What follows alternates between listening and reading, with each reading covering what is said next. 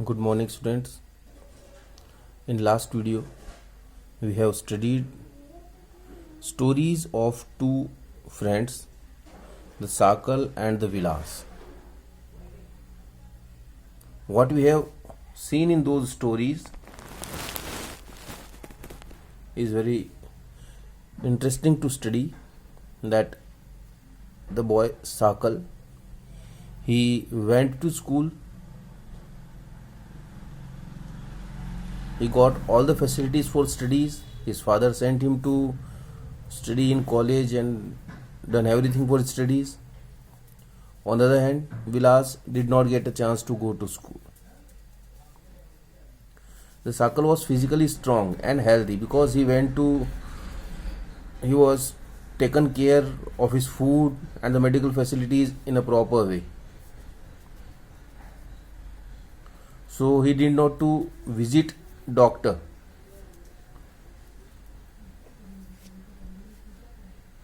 On a regular basis.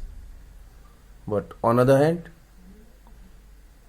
Vilas, he was a patient of arthritis and he need to go to doctor regularly, very frequently. Because in his childhood, Vilas did not get proper food, he did not get proper medical attention, because his family was not able to do anything special for him.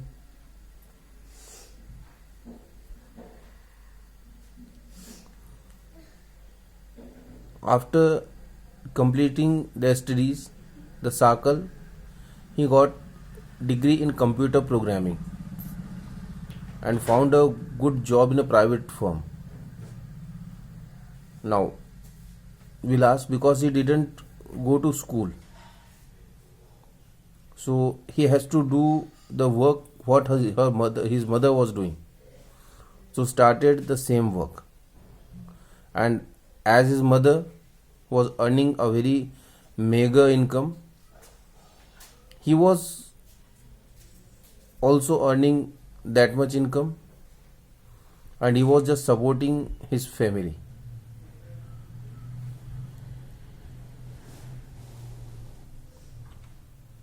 Now, what difference we see in these two students?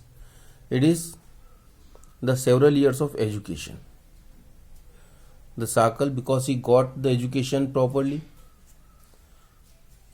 that has enhanced his quality of labor and his productivity. In case of Vilas, because he didn't go to school, he was not taken care properly for food and for health, so his quality or his capability to work didn't got enhanced, and due to that only his productivity remains low. He was not able to produce that much what Sakal can produce.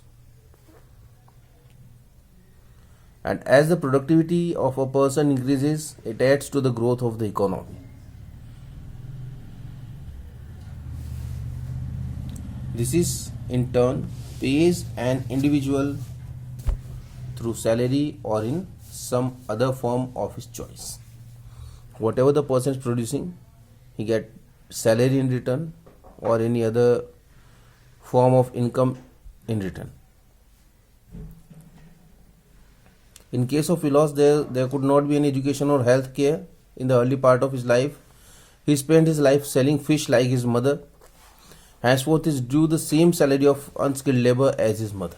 So it is the difference between these two boys when we compare it on the basis of education. So the education is very much important in the life. Investment in human resource via education and medical care. From both the points of view, we need to take care of the student, the human resource. It can give high rates of return in the future. If a person got proper education, if a person has been taken care of medical facilities in a proper way, that can give a good return, good rates of return. This investment on people is the same as investment in land and capital. So when we spend money on education, when we spend money on healthcare, that is not expenditure, that is the investment. Just like if we purchasing land or we purchasing capital, if we are building our capital, that is the same as the investment of education and the healthcare. Because whenever you spend money on education, whenever you spend money on health services, you are expect return in future. Whenever the time would come, it would give you a good return.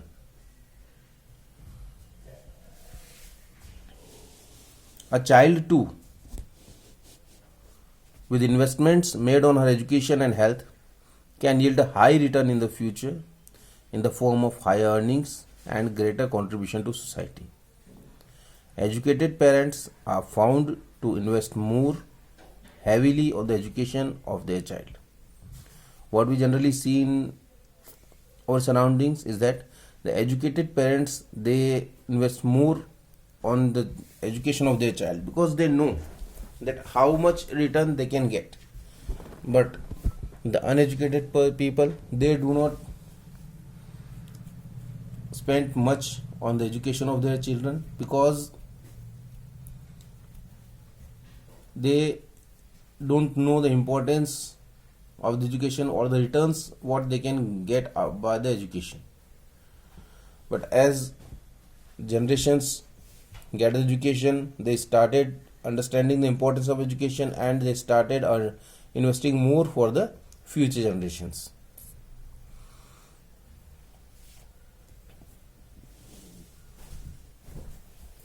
So as the educated person understands or realizes the importance of education for themselves, they spend more for their children as well.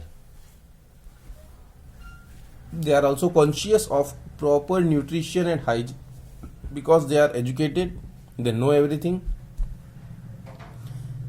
they know the importance of nutrition and the hygiene, so they take care of nutrition and hygiene as well. They accordingly look after their children's needs for education at school and good health. And this is how a virtuous cycle is created in this case. In the context, a vicious cycle may be created by disadvantaged parents who themselves undereducated and lacking in hygiene keep their children in a similar disadvantaged state. What happens is that things go in a cycle.